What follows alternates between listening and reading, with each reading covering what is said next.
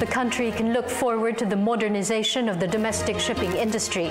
This with the expected signing into law of a bill that will boost the country's naval architecture. This report. The rise of the Philippines as a major maritime power will get a big boost with the President's expected signing of House Bill 5535 that will promote and protect the professional practice of naval architecture in the country. Authored by Uncle of Party List Congressman Jesolito, the measure deals with producing Filipino naval architect graduates that will modernize the domestic shipping industry, focused on building the smallest boats like the bangka, vessels, cargo, and container ships, hopefully vessels for the Coast Guard and Navy in the future.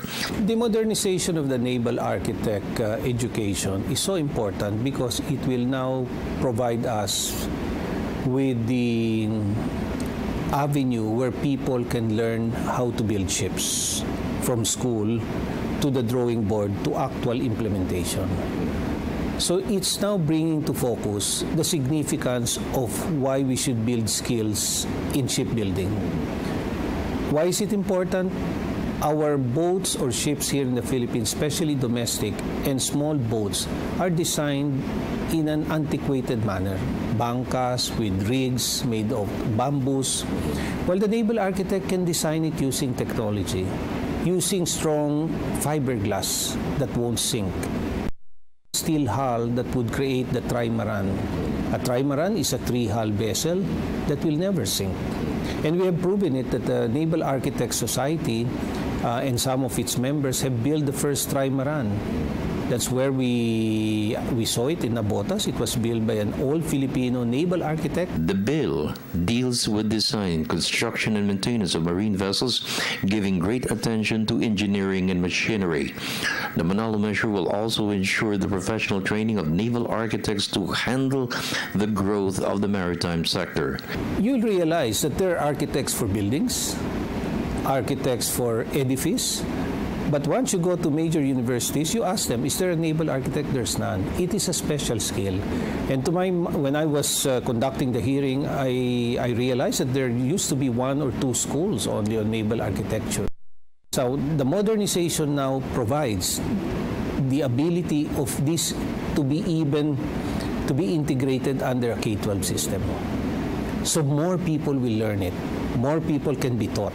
And if you have naval architects that will draw and design vessel, it can come up with more models that will be useful for our day-to-day use and for the use of the economic trade here in the country. With more homegrown naval architects, Manalo said it will sustain the steady growth of the shipbuilding industry. To date, the biggest shipbuilding companies based in the Philippines employ 4 naval architects, since local talents are rare and few.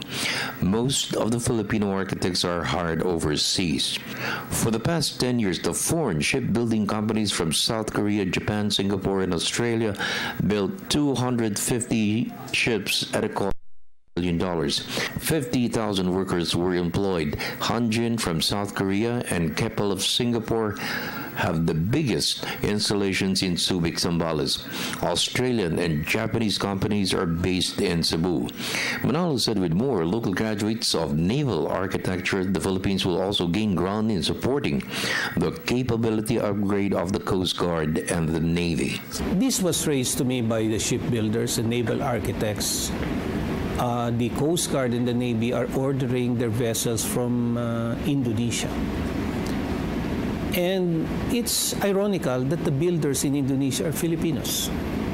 So here we are in need of ships going to other countries to be built by Filipinos. We can design our own vessels. We need to believe in ourselves. So I always say, why not? Why not the Philippines building its own vessels? Why not Filipino designers designing our vessels?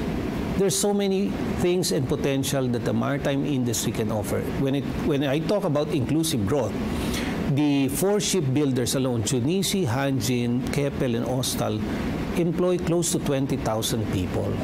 When you talk about 20,000 people, this is what we call inclusive growth. How many Jollibee will these people eat?